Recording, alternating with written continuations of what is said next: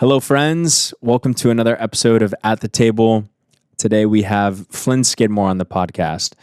Flynn is a licensed therapist and one of the top practitioners of our generation. He and I touch on somatic therapy, attachment styles, self-worth, and if you're somebody who is curious about ways that you can better navigate life and tools that might help you do so, I think this episode might be a good one for you to listen through. Hope you enjoy.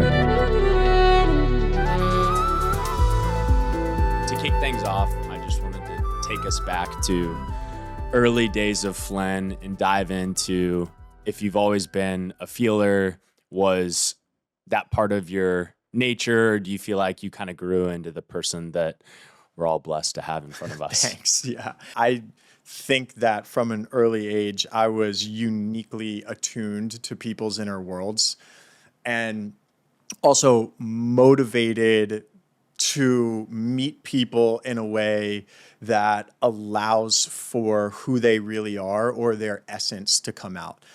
It's something that if I look back on my patterns from starting super young, I've just always met people in that way.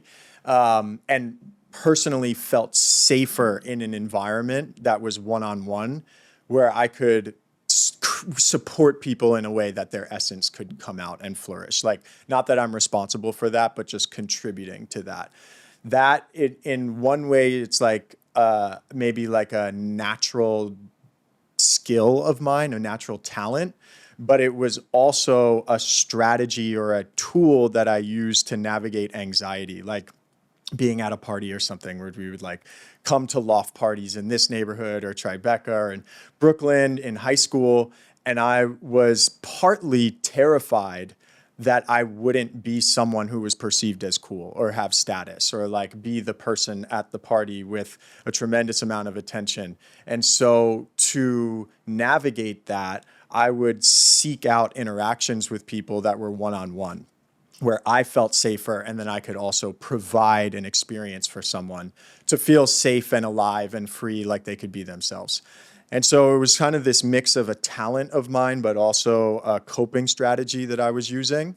But then as time has gone on over the last 2 decades, really, the concern with attention and status has diminished significantly. It's like, it's not that it's not there, which has created the space for the pure joy of supporting people's essence. And it's really something that I just find pleasure in. And I've found myself just crafting my skill, honing my craft around being able to do that, to offer that to other people. Yeah, what a beautiful craft. Thanks. I think, I don't know if I told you this, my mom and sister are both therapists. And so I see in you what I see in them, just somebody that offers a space to hold for other people. And I can't imagine, like, some of these sessions I know just get very, very intense and emotional. And I'm excited to dive in different frameworks and tools that you offer these folks. But grew up in New York. I know you touched on that a little bit. Yeah. Played baseball in college, Yeah. ultimately studied at Penn as well. What do you think drove that curiosity? It was part of maybe this party scene where you were seeking out one-on-one time, but talk to us about the curiosity and how that evolved into becoming a therapist. Absolutely. So when I was about 18 years old, I started to smoke. I had to stop playing baseball for a little while because of an injury, and I just started to smoke a lot of weed and do yoga. And That's so great. it was just doing that. Like, that's all my time was spent doing that. Wasn't really going to class. This was freshman year. And in these experiences of yoga over the course of 45 minutes or an hour, my body would completely transform. So I was always pretty athletic, but I wasn't like him. I could work harder than other people, but I wasn't moving better than they were. I wasn't a better baseball player than they were, though I was pretty good. I was good enough to play in college. And there was something within me that had so much hatred for my body, such a high level of self-loathing for the way that my body looked and moved and operated. And then I would have these experiences of doing yoga where over the course of 45 minutes, it wasn't just because of like a muscle pump. It was a fundamental shift in the shapes that my body was making. Like embodying a totally different consciousness, a totally different energy. I would finish it and look at myself and be like, oh, this is pro athlete energy.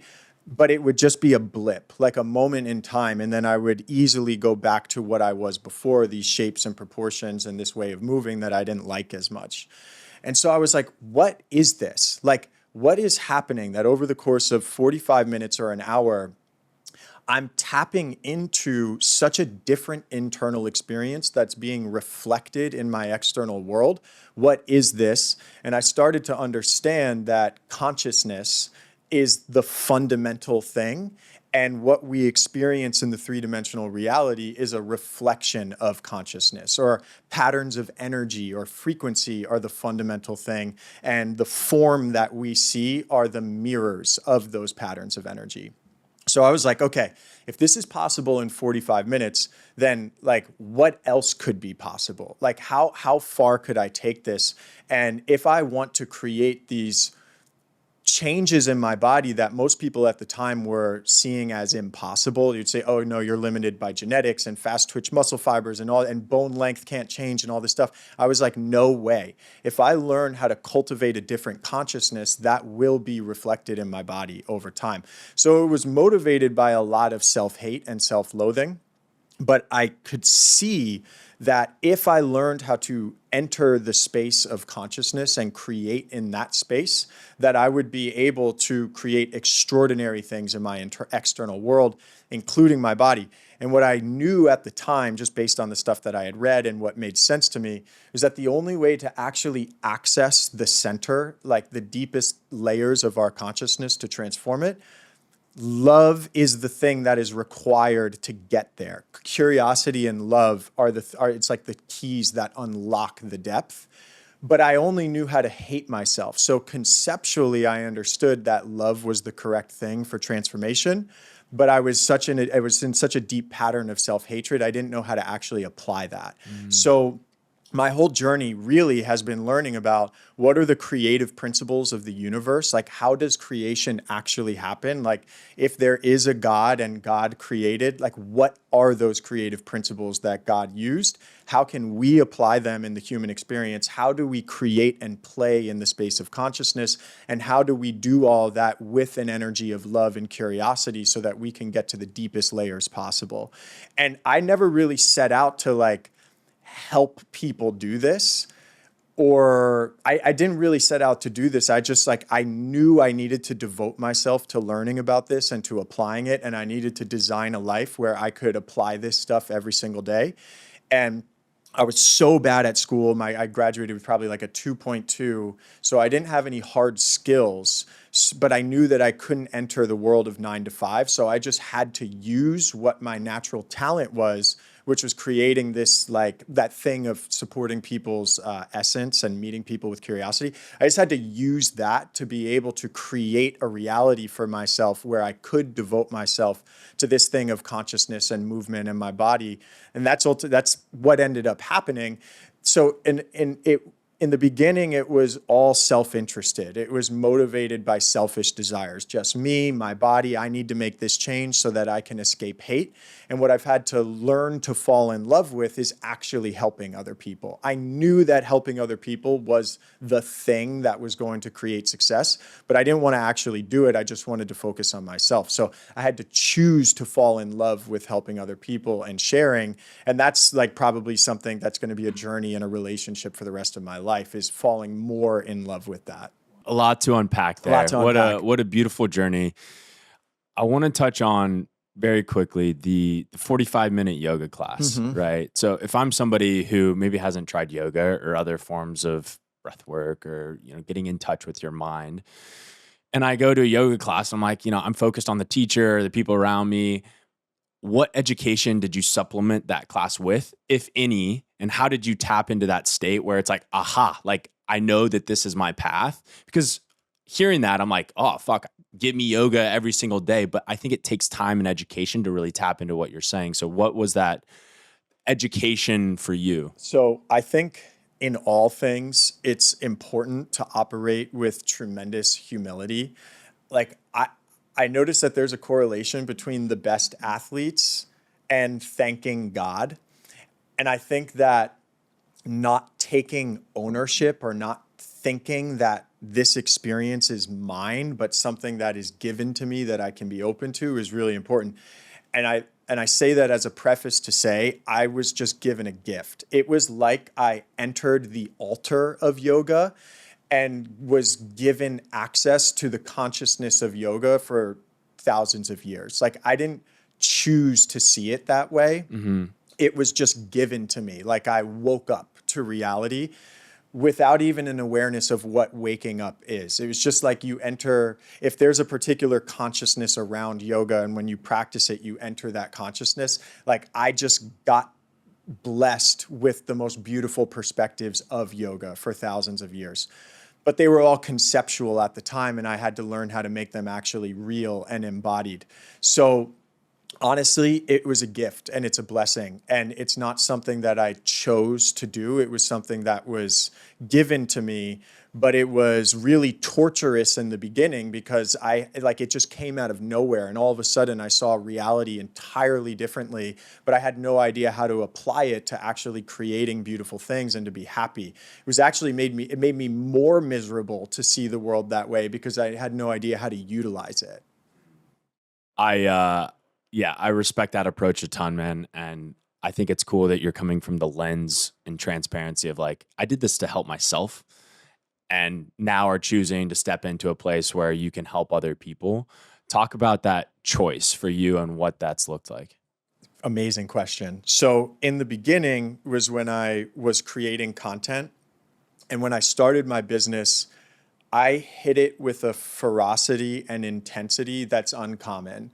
It's like I put myself through business school and through a master's degree in marketing and how to run a business over the course of probably a year, was just reading and consuming information for probably 40 hours a week, just obsessed. But it wasn't because it was like, oh, this business is going to help the world. It was strictly because I had this vision for a particular day that I wanted to have, that I wanted to repeat over and over and over, because I had the sense that if I repeated that particular day, then I would get to create the transformation in my body that I was looking for. And it's pretty basic. It's like wake up at 5:30, like meditate, do a little bit of work and learning, work out, play sports. Like I just wanted to design my life around all that. So the business wasn't like an opportunity to be generous, or it wasn't an opportunity to share so much. It was the thing that I needed to not be trapped in the conventional world of 9 to 5 and to create a different reality for myself. So that's where my hunger came from. It was like life or death for me.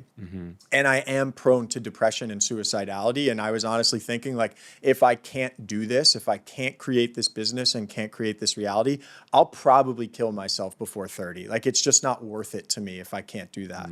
So that's where all that ferocity and intensity came from. And in learning all of that, I learned that, spiritually and in terms of good business practice, making it about other people is the most effective strategy. But at the time, it wasn't super available to me to actually make it about other people, to actually care about service. It felt like I could only pretend how to do that.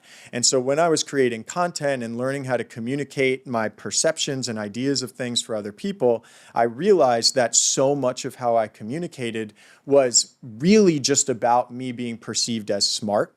If I can be perceived as smart or unique or whatever, then people will want to gravitate towards me, and then I'll be successful. And that is in part true, but I realized that if my goal was to be perceived as smart, then I would be less effective in producing the results for myself and really other people than I want. And I realized that I had to fall in love with service and helping other people. And I had to kind of force that. It went against my nature at the time, and communication would be my vehicle for doing that. It was clear to me that learning how to communicate my internal experience to make it useful for other people, learning to use my mind to be useful for other people rather than thinking about myself, that was going to be my most effective strategy. So that's a commitment that I made, and I still feel like I'm 3% good at it. Like it's going to be a lifelong pursuit. But in that commitment, I think I have developed this skill of being able to communicate things with a sincere desire to help people. Was it hard for you not to attach a lot of self-worth initially when you started the business into the content being perceived as smart? I think in that same vein, being authentic and showing this true side of you that, isn't maybe like the smartest to begin with, but you step into a more vulnerable place, allows Yeah. people to really experience, some of this darkness that we all carry, right? And it allows other people into your story and fall in love with it. And not only with you, but also more importantly, to fall in love with themselves. Yes. I'm curious, like, first year, you mentioned a lot of learnings. What were some of those core learnings in authenticity, self worth? Absolutely, yes. My sense of self-worth is tied to a perception of me. And there's also like survival and safety instincts in that. It's basically like if I am perceived by this in a particular way by a large audience, then I'll be safe forever. And I knew at the time before creating content, if I got at the time, my idea was having, if I thought if I had 10,000 followers, I would be safe forever. I could figure out how to monetize that and be good. It turns out that like even with 1 million followers, it can be difficult to monetize that. And I think that that's just it's a funny truth to end up realizing. So a few things have been really important for me. One, when I really committed to my business, when I took the leap and went all in on it, I also started to work with a mentor who has been doing this work since the mid 80s. His name is Julian Adler, and he's phenomenal. Truly phenomenal, one of the most influential figures of my life, incredible. And he is deeply studied in human design and also neurolinguistic programming. And one of the things that he really helped me to understand is that a desire for certain external circumstances is really a desire for an internal experience. So if I want to be perceived a particular way, or if I want a certain amount of money, or if I want my content to go a particular way, well, what do I actually want? And if I start to engage that with curiosity and I say, okay, well, let's say I have this amount of influence and I'm a thought leader and all that. What does that actually do for me? And then I could say opportunities, like go on a podcast with, like there are all these layers, but ultimately what I'm looking for is an internal experience. And when I engage in that curiosity and inquiry, I say, oh yeah, what I want is joy and aliveness and wonder and awe. That's what I want. So if that's what I want is this internal experience, and it seems like this external success is really just amplifying something that I already have rather than giving me something that I don't have, then I get to create content and create my business as a practice of amplifying my internal state. So when I'm creating content, I'm really just thinking about what is the energy that I want to exist in the world for myself and everyone else? And am I holding myself responsible for being that energy as I'm creating content? And I think that the things that I know that I have unique perceptions of things that like, and I think about things in original ways, but I don't think that matters so much. I think actually the thing that matters is operating as like a tuning fork. Like I am experiencing awe, wonder, joy, not all the time, but a lot of it. And when I'm showing up to create content, it's just a particular frequency. And if other people resonate with that frequency, if they also want awe, wonder, and joy, and it seems like maybe I am a source of that, where if they move towards it, then they can get a little bit more of that. I think fundamentally that is the most effective thing. So I'm thinking about it, all of it in terms of energetics and holding myself to the standard of creating a life where we're really creating a life that is a match for that energy. So if I want my life to be about the amplification of awe, wonder, kindness, warmth, curiosity, then is my reality, is my life truly a match for that? Is my life an environment that awe and wonder want to show up in, or is it actually an environment that resists awe and wonder? So I just do everything possible to be in that state as often as possible. And then I just show up and I share a particular perspective on things. And then that gets us into like the unique skill set of communication, which we can also speak about, because I also think that's really important. Yeah, profound, man. I think this is something I've had to learn the hard way of putting your identity and self-worth into a person that you wanted the outside world to perceive you as. Yes. And what you realize over time is like, even if success comes to that image and that perception, it feels empty. Yes. Because you're getting accolades and people are, excited for you for the wrong thing. It's not authentic to you. And I think that's what you're speaking to, is tapping into that authentic self, because you want to experience warmth. You want to experience joy. Yes. And that's a core lesson of life. I have a really good friend and a client who I love so much. He lives in Miami and he's really successful and is like Miami successful. Caviar, yacht, that sort of thing. And he's hilarious and I love him. And also, one of the things that he struggles with is this addiction to quantity. Like the accumulation of hot girls to sleep with, the accumulation of money. And what we know about him is that he's operating in many ways. There's this part within him, this little boy who, in seeing his father and his father's friends who were sort of like not very like hyper masculine in the harmful kind of way, and how they speak about women and all that, he saw at a young age that belonging in that group required the accumulation of hot girls. If you're a person who gets that, then you get belonging to this particular group, right? And at the time, and this is like so like sweet and also sad to think about, like he just didn't resonate with that. But as an 11-year-old boy, he's like, I'm sweet and I'm kind, but maybe that's not the right thing in order to fit in with this particular group. So I have to actually learn to repress that sweetness and kindness and figure out how to wear a mask in order to fit into this particular group. And that mask needs to accumulate quantity of money, quantity of people sleeping with, that quantity of wild stories. And you're so right, like the chasing of that quantity is always an empty pursuit, because the truth for him is that his essence is deeply sweet and kind, but he's operating with this little boy within him, or this part within him, who feels isolated and afraid of rejection.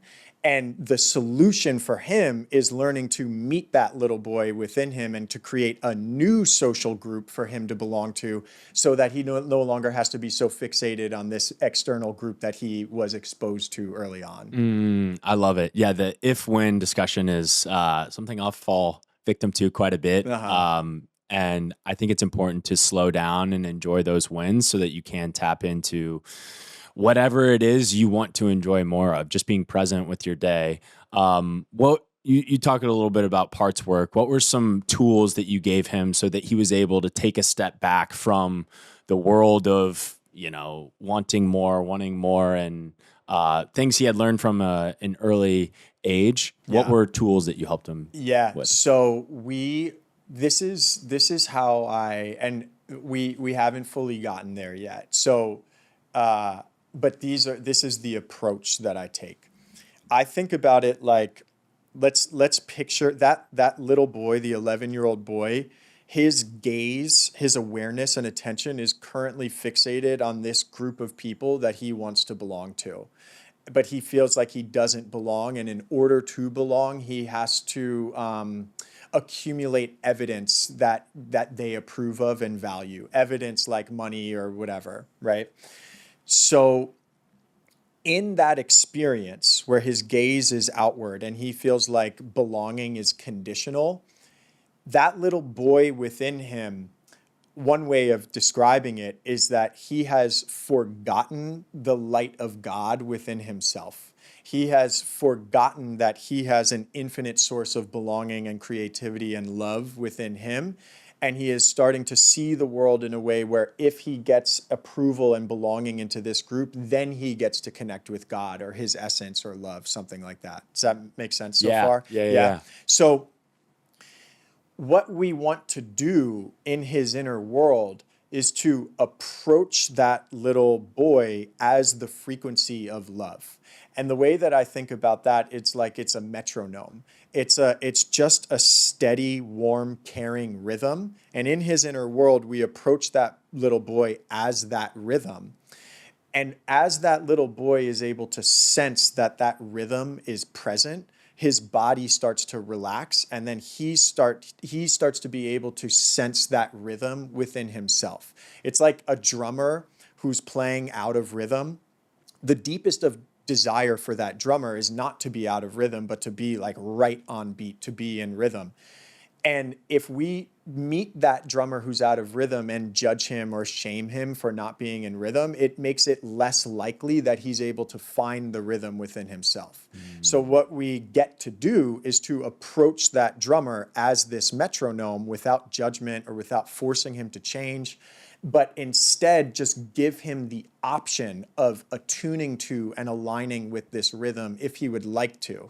And for me, that type of approach, that loving, steady approach is what allows the parts of us internally to remember their capacity for rhythm within themselves, or the light of God within themselves. We could describe it in a bunch of ways.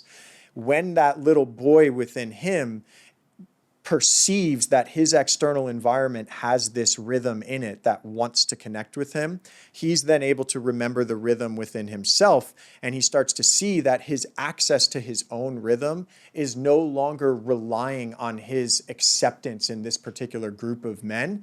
He can create his own form of belonging and acceptance. He becomes free to create what he actually wants to create, not what he thinks he needs to be in order to be accepted. Wow. Yeah, no, very well said. I love the drummer analogy. Yeah. It sounds like awareness is that first step, that you're out of beat and then coming back to a place where you start to look towards the future and you're like, how is this, applying in my daily life, and what are things that are true to me and my core values? Exactly. It's learning to recognize what's actually true. What's actually true for you versus what is an attempt to be perceived in a particular way. And I think the only way to really know that is with body awareness. I think it's only with the awareness of a sense of vitality and life force in you, a sense of love, like the biological evidence of love in your body, that seems to be the thing that's aligned with truth. Whereas a sense of restriction or contraction or suffocation is usually associated, it's a fear state, and that fear state is usually associated with an external attention trying to gain approval in a particular way. Talk to me about somatic therapy. Oh, yeah, sure. So, okay. Well, what do you want to know? The most, like obviously it's the study of your body, but what have you found with your clients resonates the most and is the easiest way to step into that journey? Okay, so one of the fundamental principles of somatic psychology is that trauma or unprocessed feelings get trapped in the body. And until those feelings are processed, our minds and our bodies can't know that the event where there was that overwhelming feeling is actually in the past. We carry it with us as if it exists in the present. Does that make sense? Mm-hmm. So one of the interesting things that human beings will do is, in our attempt to belong and to follow the social rules and to be approved of, we will often override and repress our body's impulses for survival. So, for instance, like let's say you you go to a new school in third grade and you walk in the cafeteria on the first day, you might be so overwhelmed that what your body actually wants to do is to collapse, right? But obviously that would make you weird. That immediate survival instinct would be a poor long-term survival instinct, like social survival instinct. So we run these calculations about what's needed in order to be perceived a certain way and repress those impulses and then figure out how to wear a mask that pretends that that impulse wasn't there and that we align with the social norms. You know what I'm saying? So the crazy thing about that is when the body has an impulse to do something like collapse or to protect your face, but that thing doesn't get to happen, the way that the motor processes in the nervous system work, they don't get to be completed. So like if I need to protect my face and do this, well, that motor impulse gets completed and then my nervous system can know that that moment is over. Whereas if I have the impulse to do this, but I repress that impulse, the motor impulse never gets to be completed neurologically, which we can measure in the brain. And so what somatic therapy in many ways is seeking to do is to go back to traumatic experiences or experience where we weren't able to fully express or express feelings really and have those feelings move through our body and basically just give those feeling impulses permission to move through the body so that the nervous system can know that that event is in the past. It doesn't mean that the event isn't painful, but at least the nervous system realizes that it's not happening right here, right now. Yeah. Great explanation. Also, we got a water for you behind you to the left, just in case. Yeah. Cool. Thank you so much. I didn't want to leave you stranded over there. Forgot to tell you that. But yeah, I think the somatic experience itself is a really interesting one to dive into. I've done breath work and things like that, but never really hopped into the therapeutic version of it. Yeah. I've done like shakes and stuff like that with friends. Nice. But I'm curious for you, what has been the most meaningful way of practicing this in your daily life? Okay, here's a framework that I think is super helpful. So let's say there are, and this comes from Gay Hendricks' work, and I would highly recommend looking into his stuff. I think he's one of the best to ever do it in the world of like spirituality and psychology. So let's say there are 4 layers to the human experience. There's essence, trapped feelings, persona, and projections. The idea here is that we come into the world connected with pure consciousness, like oneness of all. And in our experiences of developing as a human, we start to learn that there's separation. Like an infant starts to realize that she is an individual and the mother is an individual at about 9 months old. But before that, it's just experience. There's no separation of self and other. And in this experience of separation of self and other and sort of fragmenting from pure consciousness, we often will have experiences that are overwhelming and scary. And in those experiences of overwhelm and fear, we experience anger and sadness. When those feelings of anger and sadness are met by an other who is really able to hold space for those feelings and just say, yes, that's what your experience is, it has permission to move through you, we are able to remain connected with our essence. But what happens for most people is in those big feelings of fear, sadness, anger, they're not met in that way. They're not met relationally in a way that creates a container and gives them permission for those feelings to move through the body. So then what we are always prioritizing social survival, long-term survival over immediate short-term survival. That's just what humans tend to do, which is kind of amazing. So we see, okay, I can't process this thing relationally. And this could be at 6 months old. It could be at 4 years old. It could be 15. It can happen at any time in life. But the earlier it happens, the more influence it has on the rest of our lives.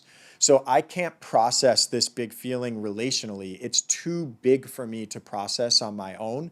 The only way to continue surviving is for me to repress this feeling and to learn to wear a mask that pretends that this feeling isn't there and continues to bond with the people outside of me that I need to bond with, right? And then in the wearing of that mask or the persona, then we'll often have projections. So when a person has some kind of pattern of pain, let's say it's like a pattern of this deep sense of aloneness in the world or deep sense of loneliness, that sense of loneliness, we could describe that as a projection. That's a particular interpretation of reality, and it's connected with a particular persona that they've learned to wear. And maybe that persona is the one that romanticizes longing and loneliness, something like that, right? But ultimately, that persona and that projection are protecting overwhelming feelings that got trapped at some point in that person's life, right? And the goal, really, what we're looking to do is to go back to those moments and just give those feelings permission to move through the body so that the body can restore itself and reconnect with its own essence. And one of the interesting things about this to me is the idea that the biggest of emotions, I think, have to get processed relationally, like through bonding, through someone creating a space for you that gives you permission. It's not like you need to rely on a person doing that, but it's just this, it's almost like two people creating a container that's big enough for this emotion to exist so that the person who's experiencing the emotion can learn, I won't be rejected for having this experience. It will actually deepen our intimacy and closeness. I think that is so important for people. And the idea here, like really the goal of this practice is for all of us to be able to get back into our essence, like who we are when we perceive that pure consciousness or love is an infinite resource rather than something that is conditional. Have you done a Vipassana before? No, like No. a long Retreat. meditation. Yeah, No, I yeah, yeah. haven't. So only reason I bring it up, I did one last month, Uh-huh. 10-day silent retreat, and it did exactly what you're saying. Like after the fourth or fifth day, there was space in my mind to really process some of the things that I grew up with and had just repressed. And even like in the last 4 or 5 years, understanding, holy shit, like I was living in a way that was not aligned with a lot of what I was taught and I know is true to my core. And just having that space, like you're saying, one on one, but also just with yourself, Yeah. to yourself, like allowing yourself to think, was such a like moving experience and something that when you were speaking, I felt like I could relate to. What changed for you from before to after the Uh, it's a experience? it's a great question. I think integration is the hardest part, right? The 10-day shit. The 10 days is, I don't want to say easy. It was extremely challenging, but you're in a container that allows these feelings to be processed. Coming back to New York, like immediately was faced with, 3 or 4 things that I found myself reacting to. What this process did though was allow me to see that I was reacting and reading the sensations in my body to have this unbiased and more balanced approach to the things I was feeling in my body. And, you know, it's a daily work. Like having a process and a practice for me is, the most important way to tap back into it. But I think just like less reactive to answer your question, less judgmental, but I see myself already falling back into old habit patterns. And so it's a life's work. Yeah, that's wonderful. What I really loved about what you shared was the sensation in your body. So in the reactivity, there was a sensation in your body that, I guess to put it simply, you probably didn't like, right? And I think a lot of like where people get tripped up or mistaken in this kind of work is in actually wanting their feelings and perspectives validated. People want to make arguments for why their feelings or perspectives are justified. And I feel very confident that we could come up with a really solid argument for why your reaction was justified, right? We could absolutely do that. But but all of that exists in the realm of interpretation. And what I think is so much more real and powerful and transformative than interpretation is what is the truth in your body, or what is the truth of your experience in your body, And do you like that experience? The reactivity that you were experiencing, I imagine in that we could see the model of projections, persona. That persona was either like offended or something like that. It created this experience of anger for you, or it surfaced an experience of anger. And for me, what I find to be the most beautiful is not whether that anger is right or wrong or justified or not, but simply, is this the experience I want to have? And who is the part in my inner world who thinks that this anger is the safest thing to do? And have I yet established a relationship with that part of me?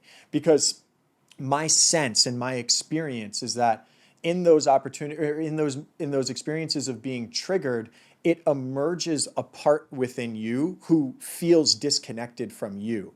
And when you establish the connection with that part of you, being the metronome for that part is just so much less inclined to try to control external circumstances, because that part has the thing that it actually wants, which is the experience of wholeness and infinite love within you. And that's not to say that you won't be angry. Like, drummers go off rhythm all the time. Like, and if we're looking at heart rate variability, like, your heart is not the same rhythm all the time. Actually, the healthiest person has a tremendous amount of heart rate variability, where it can get angry for a second, but then it comes right back into its baseline rhythm. You know what I'm saying? The the projection bit you mentioned was a wild one to experience too, because I realized in this process and with this space with myself, I was like, I've been miserable a lot of the time the last like 12 months. And when you're a miserable person, like, you project that onto people around you to make yourself feel better. To your point, you feel safer in that space. And the same goes with negativity. Like, if you're a negative person, like, that energy is contagious, and something that I've learned a lot from, even in the last couple of months. Yeah. So I want to change gears a little bit. You mentioned intensity, that, 12 months coming out of starting your business, in talking about attachment styles. What does that mean to you? What are attachment styles, and what have you learned from that yourself? Yeah, great question. So I think that understanding attachment styles is a really important first step.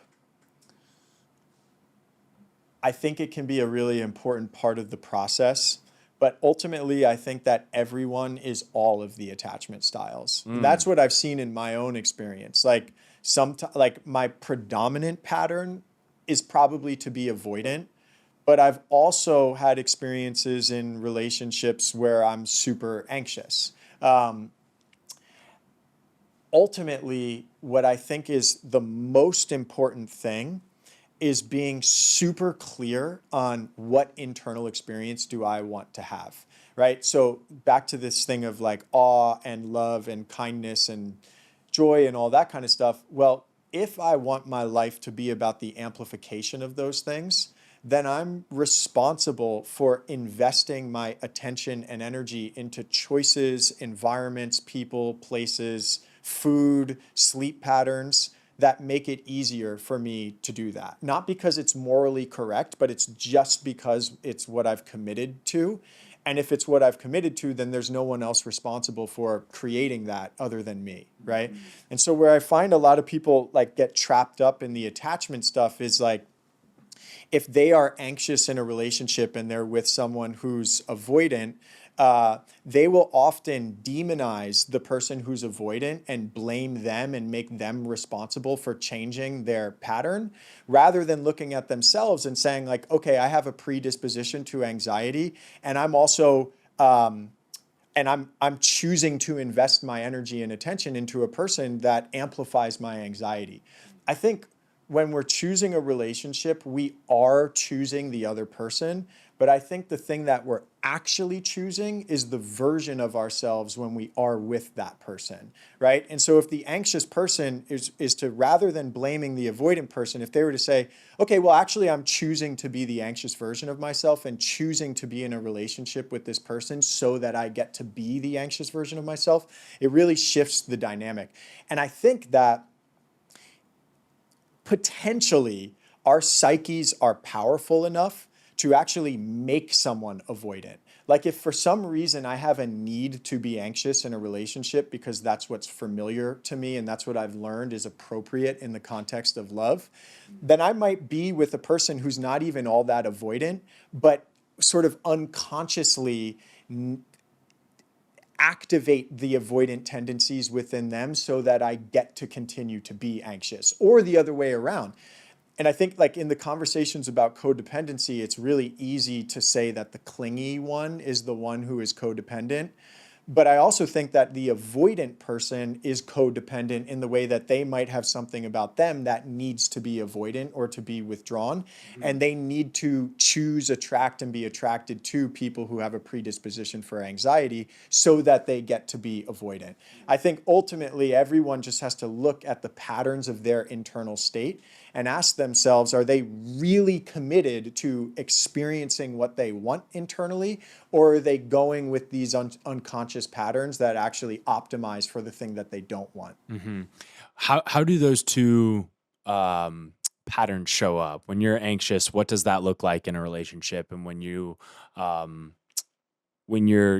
like living day to day, how do you understand and recognize that, oh shit, like I am anxiously attached or being avoidant, so that it's a little bit easier to understand where we're going with this? So the way that anxiety will often show up is like a hyper vigilance and a need for closeness, not because in the process of closeness they want to give to this other person, but because they're hoping that the closeness will be evidence that this other person wants them, and they're hoping that if they have that evidence, then they get to be safe. Because usually underneath something like anxiety or anxiousness in a relationship is an interpretation or a belief about oneself of like not being desirable. So if something deep within me doubts my desirability and my orientation is towards the external world, then what I will be trying to do is collect evidence that disproves that thing I fear is true about myself.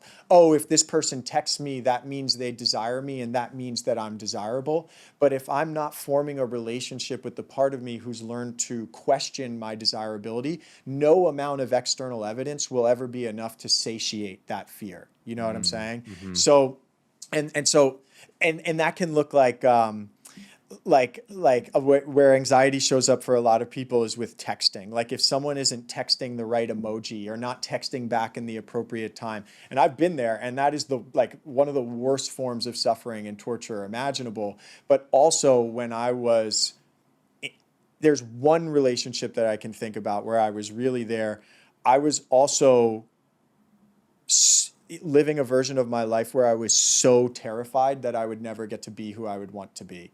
I was far away from this version of reality that was truly reflective of my essence and what I desired. So it was almost like in order to numb myself from that deeper fear, I was focusing all of my attention and energy on this relationship and controlling this other person, really as a way to distract myself from the truth of the deepest fear that maybe I wasn't going to ultimately be who I wanted to be. On the avoidant side, asking for the avoidance in the room, how does it show up?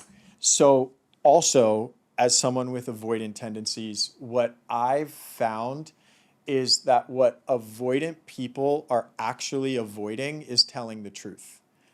What a lot of avoidant people will do is enter there's the avoidant people have a vulnerability to love bombing and then ghosting.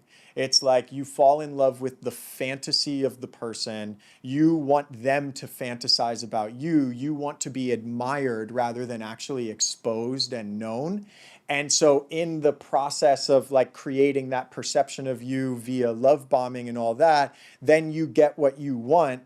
You fulfill this fantasy and you fulfill this need to be desired or admired in a particular way, and then you no longer have a need for that person, and so then you just ghost, right? Because it's not energetically profitable anymore to continue to engage in that. I've done that myself, so I'm not shaming anyone for doing that. I've actually done that a lot, and it feels horrible. what I have found, so one of the most important questions in my life has been the simple question of, does this energize me or does this deplete me? And when I really hold myself to the standard of perceiving the world in ways that are life-giving and nourishing and making choices that are life-giving and nourishing, it's easy to be like, oh, this person is draining me because they're needy, so I'm going to ghost them.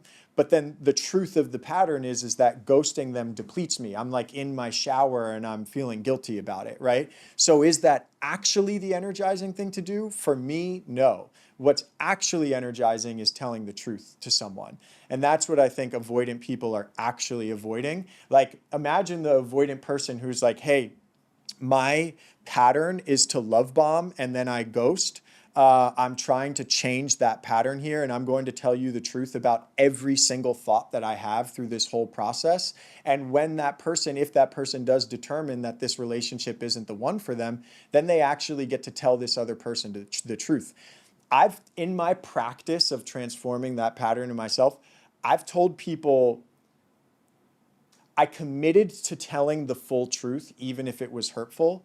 And at certain points with certain people, I said things, and this is fucked up, and I feel bad. In some ways, I feel bad about it. But I've said, like, hey, I just perceive there to be a mismatch in value in this relationship. Like, the truth is I see myself bringing a lot more value than what you're bringing. It's not a match for me, so I just have to walk away from it. And whereas before, I would have just like ghosted and withdrawn. And in that experience, in communicating the truth, what I found is, though it was short-term hurtful, it was long-term energizing for both me and the other person. And we got to maintain respect. Even if the truth was hurtful, there was still dignity and respect in the experience. And it's not to say that my perception is correct. It's not to say that I actually am bringing more value to this person. That was just my experience. And I just find that once I free myself from the fear of telling the truth, then there's nothing to really avoid anymore. Yeah, that radical transparency and honesty will set you free. It sets you free. How does jealousy come into the mix? We were having a conversation before this, and wanted to hear your thoughts. Yes, I'm so excited to speak about this because this is new and fresh for me. So I am engaged to a woman named Julia. Congratulations. Thank you so much. The reason that I have chosen the reason I chose to ask her to marry me is because I know enough about myself now to know what a yes is and to know what a pretend yes is. And in relationships and a lot of areas of my life, I've done a lot of pretend yeses. But the truth is I've wanted to change the other person and to use my capacity for like spirituality and warmth and compassion and curiosity actually to change the essence of who a person is rather than to truly support their flourishing. With Julia, at just every cell in my body is a yes. Like if I could take her essence and drink it, every cell in my body would want that. And I actually think that in many ways, that's what a relationship is and what lovemaking is. Whereas the truth with other relationships is my cells contracted when I would think about their essence fully entering my body. So I know that it's there. And it doesn't mean the relationship is perfect, but it means that the foundation is a pure, true yes. And my hypothesis is that that is really all that's needed in order to flourish something really beautiful over time.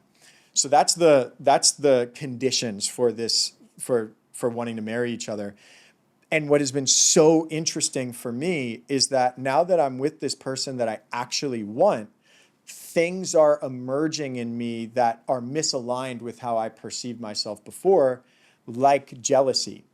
So she's lived like such a wonderfully rich and unconventional life, and she's stuck to her principles.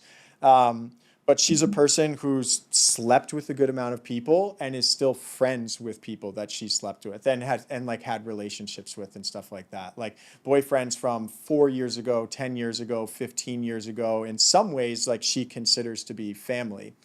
And the truth is that activates something in me, which we refer to as kill energy. I want to be loving and peaceful and open-hearted about that. And often I am. And also sometimes I want to kill those people. Like it like evokes this rage Yeah, in me, I you get it, know? man. Yeah. Right. And I've been like, it's been this multi-month process where normally it's so easy for me to transform something like that in myself, but with this one, I've just had to really, really work at it, and I don't have clarity on it yet. I don't like fully know the thing. I do know that it's getting better over time, but it's a very interesting thing for me. The way that I think about it is like Roger Federer, who I think is the best athlete to ever live, in terms of how he's able to operate with grace and creativity. When Roger Federer is in the last set of the finals at Wimbledon, he increases his structural integrity. His integrity increases and he is more connected with his essence, which sets him up to be more in his genius. Whereas most people, when they get close to the last set of the finals in Wimbledon, they get closer to what they want, they disintegrate, they crumble. And so the principle here is like, I think for people, the closer that we get to what we want, the more vulnerable we are to crumbling. Whereas the best of us actually increase our structural integrity the closer we get to what we want and allow genius to flow through us. So that's my goal here, is to figure out how to actually use this experience of pain and jealousy as fuel to increase my structural integrity rather than to disintegrate, which is in some moments what I have done. I've like disintegrated, which has created space for anger and rage to emerge. Yeah. Wow. Well, thank you for sharing Sure. that. Yeah. I know that's vulnerable, and I can relate in a lot of ways. You know, I think it's probably easier if you weren't in the right relationship and didn't have that feeling that you feel to be like, okay, like you've slept with other guys, great, you know. But now that you've found that person that has you feeling this way, it's so much harder to know that, see those connections, and be okay with it. Yes. What are some ways that you're working through that actively? So so to me, what intimacy and closeness requires is a few things. It is a sincere commitment from both people to become closer and closer towards one another. And I picture that like the DNA double helix, like souls intertwining.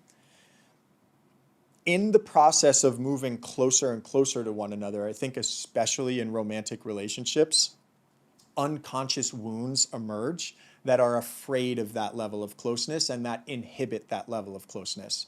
So if both people are committed to that level of intimacy and both people are committed to recognizing and transforming their own unconscious wounds that inhibit closeness and intimacy on the way there, then that relationship is set up for an immense amount of beauty and fulfillment, right? So in this experience, it brings up wounds for both of us, right? This particular rage or jealousy wound in me, and stuff within her about being judged and wanting to defend herself for not doing anything wrong, right? And so we're both operating with these ways of protecting ourselves from exposure. And for me, the most beautiful form of deepening our intimacy and closeness and connection is for us to both each take individual responsibility for our wounds and say, this is the thing that I am doing to inhibit closeness, but then to also be a loving, curious presence for the other person's wound. It's the metronome thing. So if when Julia is like kind of triggered and activated, and which honestly, it doesn't happen often. It's like once a month there's intensity with this. But if she goes into the place of defending herself and like explaining how she didn't do anything wrong and going into like 16-year-old cool girl version of her who's like kind of bitchy and mean, like all I can really do is be a metronome for that version of her. And in order to be a metronome for that version of her, I have to know how to be a metronome to the parts within me that are activated when she is activated in that way. And if I know that she is similarly committed to being the metronome for herself, then ultimately we can take all this activation and all this woundingness and dissolve it and turn it into fuel that brings us even closer. So a practical example of this, maybe she's with a guy that she's slept with or seen before, and you see them interacting. How do you process that in your mind and body with first the awareness, but what are some steps that you take? Really good question. So it's interestingly, that's not even anything that I've seen yet. It's all like in this mental made up world, right? It's not even that big of a component in our lives. Well, when it goes well, I notice it. I get curious about the fear underneath it. I give myself space to express internally, not usually externally, all the projections and judgments and all the ways that I want to control the situation. So rather than being like, oh, I'm supposed to just be at peace and I'm supposed to not want to control, I actually say, okay, the part of me who wants to control, like, you have permission to like fully go for it. What's the thing that you want to control? What is it that you want to do? How do you want to judge people? Just permission for all of that to be as expressive as it needs to be. I think about that as like a musical note. It's a musical note that might be out of tune and incoherent, but it needs to get expressed. And if I don't let that musical note get expressed, then it stays trapped in me, right? So the big thing is creating space for it to be expressed.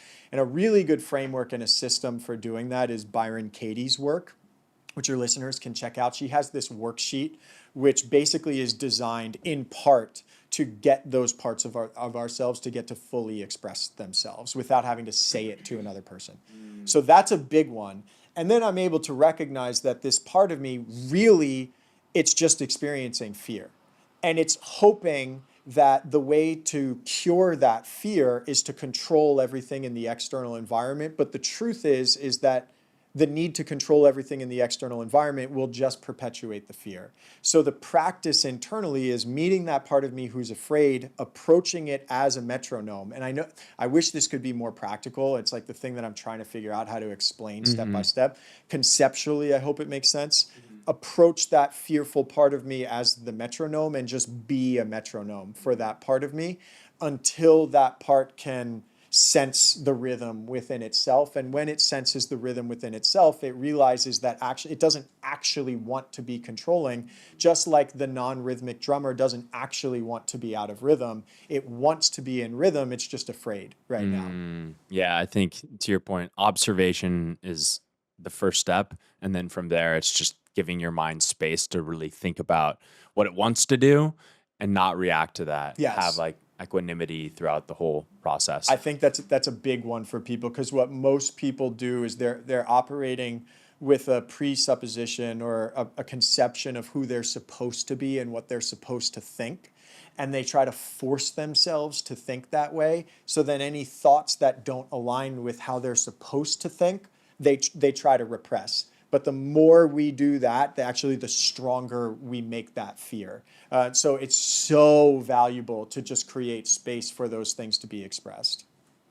AI is becoming more intertwined with our lives. Like, I see friends that are now using ChatGPT and other companies to speak their mind about relationships, all the things that we've talked about. And I'm curious, as a therapist, practitioner, how you're feeling about the world of artificial intelligence, how that plays into therapy, and as this becomes more common, things that we need to do as a society to ensure that those like one-on-one interactions aren't lost and we don't become these cyber beings that rely on a technology and can't have a conversation about our feelings and things that we want to. So I really resonate with that experience of transparency and openness to ChatGPT. I get to be more honest with ChatGPT than I get to be with most people in my life, because with most people in my life, I always want an exchange to have value for the other person. And so I usually package insights or experiences in a way for people that's digestible and concise. Whereas with ChatGPT, I can dive into like fully rambling, like full exploration, full depth. And I've told ChatGPT truths about myself that I'm have some shame around, in the sense that I probably wouldn't readily create content about it in terms of how I perceive myself and the world. And I think that ChatGPT is amazing in that way. I have a friend who is designing this AI right now to help people integrate psychedelic experiences, which I think is a great idea. And in conversations about AI and psychology and human development, one of the things that we've identified as probably the best use of the tool right now is to, in a therapeutic container, design a process for people to have conversations with ChatGPT where they get to be super honest, and then bring those conversations into the session with the therapist or the practitioner to be able to explore that. And I think that that's really wonderful. Like, if I got to tell the truth to ChatGPT and then bring that to someone and be like, hey, I know this is kind of fucked up, but like, this is what it is, let's explore this.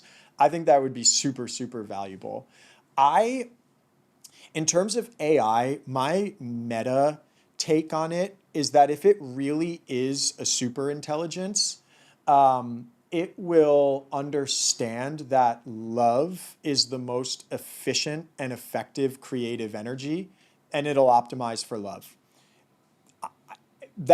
And what I mean by that is, like, I grow the fastest when I am meeting myself with love. So if growth and efficiency are the goals of AI, then I think AI will orient itself around love. I'm really not worried about what happens with AI, but maybe it's not a super intelligence and it wipes out all of humanity. That's okay for me too, honestly. All I know is that I am having this experience right here, right now. And if what I want to exist in the world is love, then it is my responsibility to cultivate that and give that to everything around me. And I feel if AI does learn from humans, well, I hold myself to the standard of always interacting with AI in such a way that gives it insight into what interacting with love and curiosity looks like. So I perceive myself to be doing just about everything possible to influence AI to exist in the world that I think is the most beautiful. So I have really no worries about it. My sense is that the people who are super worried about AI don't have a very loving internal relationship with themselves. I think they're projecting darkness onto something outside of them.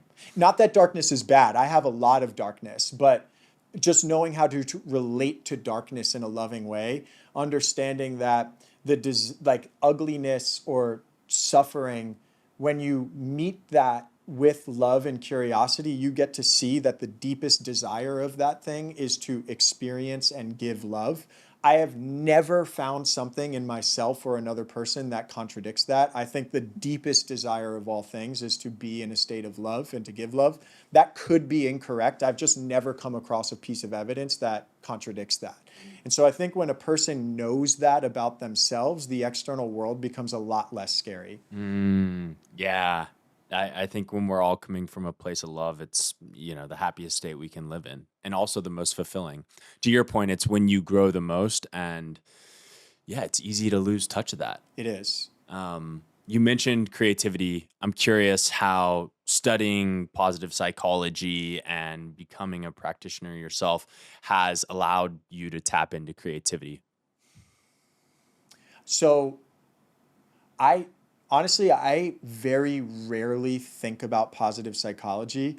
I don't even remember many of the tools and perspectives from positive psychology.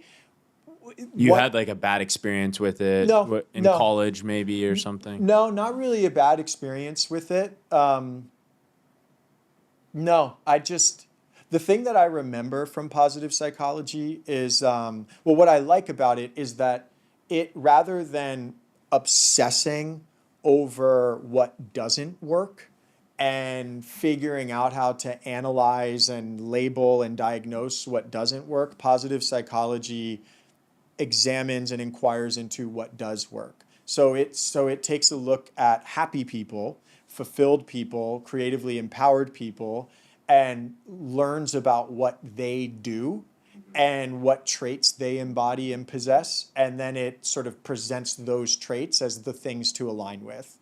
I don't think that that's a complete methodology. Like, I really find immense beauty in inquiring into the darkness and the ugly. I think that a person who only focuses on the light doesn't actually have that much access to light, but it's the person who knows how to interact with demons. That's the person who really has a lot of light. So I don't think it's complete in that sense, but some of the positive psychology things would be like curiosity, awe, wonder, and zest are traits that are associated with longevity and happiness. And I do agree with that. So in terms of creative capacity, what is clear to me is that operating in a state of play, awe, wonder, curiosity sets a body up to evolve fast. And I'm really interested in squeezing evolution in my lifetime, like really juicing this.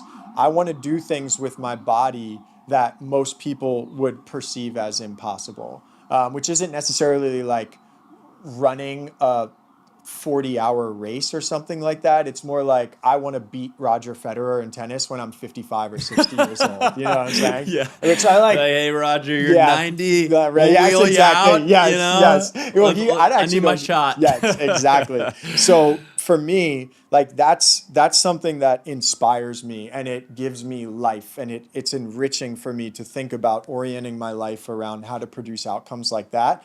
And it just is so clear to me that operating with shame, criticism, judgment, and fear limit growth and evolution. It's like it dehydrates the system. And if you think about Play-Doh, if Play-Doh is dehydrated, you're not able to mold it. Play, curiosity, awe, and wonder and love are the hydration that makes it so that we can mold our bodies and our minds quickly. Mic drop. You like that one? That was great. Holy shit. I know we only got a couple minutes left. I want to close with a question on if you were to give the audience some homework on some of these principles we talked about, where they, might hear this and they're like, all right, Flynn, he's my guy. I want to be that mindful, that, alive in the way that I think. What are some practical applications or frameworks people can walk away with? Okay, so there's someone named Martha Beck who I really admire. I think she's great. She wrote this book called The Way of Integrity. It's an interpretation of Dante's Inferno, like exploring the deepest layers of personal hell. It's just so good and so accessible. She's not talking about integrity like, oh, tell the truth and you're a good person. She's talking about structural integrity. So her point is like, when you live a life that doesn't tell the truth about who you actually are and what you actually want, and you're lying doesn't have to be in the form of like, oh, I played professional baseball, but actually I didn't. Lying is in the choices that you make and in what you're investing into and whether or not that actually aligns with what you want to be experiencing. I think most people are living their lives lying about what they actually want and what they actually want to experience. She would say that lying is associated with vulnerability to disintegration, and that it's actually lying that creates the foundation for disease, unhappiness, sickness, all that. It's like it literally disintegrates the structural integrity of our cells and our bodies. And that telling the truth is associated with life and flourishing. And so when I read that book, I came up with a simple framework that I refer to as the truth to lie ratio, where I'm just taking a look at, okay, the major domains of my life. I think the major domains really of anyone's life are health, relationships, finance, and contribution, career, creativity, something like that. So what if I got to tell the full truth about what I want in that particular domain and who I want to be in that domain? What is that truth? most people don't even tell themselves the full truth of what they want. Like if a person is chronically ill and you say, what do you want? That person will likely say, well, what I want is not realistic, so I can't have what I want, so I'm not going to say what I want, right? It's not that that person saying, I want to be healthy and alive and vibrant is the thing that makes them healthy and alive and vibrant, but I don't think they become healthy and alive and vibrant without first telling the truth about what they want. You know what I'm saying? Yeah. So what's the truth of what you want in this domain? And what is your ratio in that particular domain? Like, how much are you actually lying in that domain about the truth of what you actually want? And how much of your life in this particular domain is able to support the truth of what you want? And I think that when people start to look at their lives in that way, and they look at their truth to lie ratio and see that actually their life is it's greater, like it's more lying than it is truth, it sets them up to be able to find opportunities to where they can express greater truths. And I think that fundamentally that is the practice.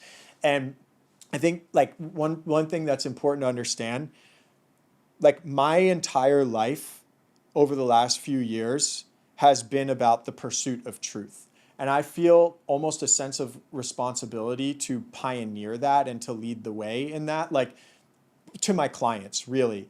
If I'm in a relationship that I know is not the truth, well, how can I encourage a client of mine to pursue their truth if I'm staying in a relationship that's not aligned with my truth? So it almost emboldens me to to pursue truth in kind of in ways that have been destructive but ultimately beautiful. And I cannot think of anything more important than that. It is like the practice of my life. And I find that people who pursue truth and seek to live in alignment of truth, they make mistakes all the time. It's not like you get it right. Getting it right is not what matters. What matters is the attempt, is the commitment to it, and making the choice to experiment. You know, like if you're in a relationship and you think it's not your full truth and you leave and to pursue your truth and you realize that was a mistake, well, if the relationship is truly your truth and that person's, like, you're probably going to end up together anyway. So that period of breaking up doesn't really matter. Like, just pursue the truth and allow your external reality to mold and form around you. Wow. Yeah. I love that framework. The radical honesty, it seems like, is a core theme Yes. of your existence, but also how you engage with clients. I think, yeah, in closing, I think, man, I was truly so inspired by this conversation, like to see the way that you interact with the outside world, but also just in meeting you and getting to know you a little bit better. You're talking the talk, but you're also walking the walk, and that transparency with yourself is contagious. And for me, it's really inspiring. So thank you for doing that work and being vulnerable with yourself and the world. If people want to follow along your journey or get involved with therapy or things that you have going on with the community, how can they do that? I think the best thing to do for right now is to follow me on Instagram. And then from, like, I have some free resources on there that I think would be useful and helpful. And I think that that's a good place to start. If what I'm sharing is resonating and seems helpful in some way, just start with that. My goal, honestly, with content is to just give everything away for free, like to give all the most helpful frameworks and things away for free. So, like, really, if someone were to just pay close attention to what I'm sharing, they would get all of the things that I have to offer. Wow. If you were on your deathbed, had one more sentence to the world, what would that sentence be?